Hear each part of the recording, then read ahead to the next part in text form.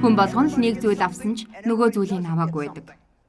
Тиймээс хэн нэгэнд байхгүй зүйл танд байгаа.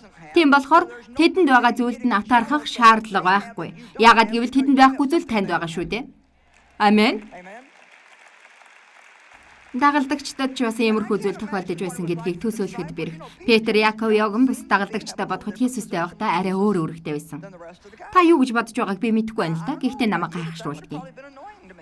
Тэгээд энэ гурван дагалдагч л уул руу гарч бие мах бодоор өөрчлөгдөхөд нь хамт байсан бөгөөд бусд нь уулын хормойд хүлээж байсан. Надад бол тэр дээшээ гарсан гурав тийм ч сүнслэг биш юм шиг байгаа. Уулнаас доошо бууж ирээд л бусдыг аюулгүй байдалд оруулахгүй тул харсан зүйлийнхээ талаар юу ч хэлээгүй. Магадгүй тэд нэр бууж ирээд л та нар ч итгэхгүй дээ гэсэн маягтай байсан байх л да. Бид нар дээр юу харсанд та нар ч итгэхгүй дээ.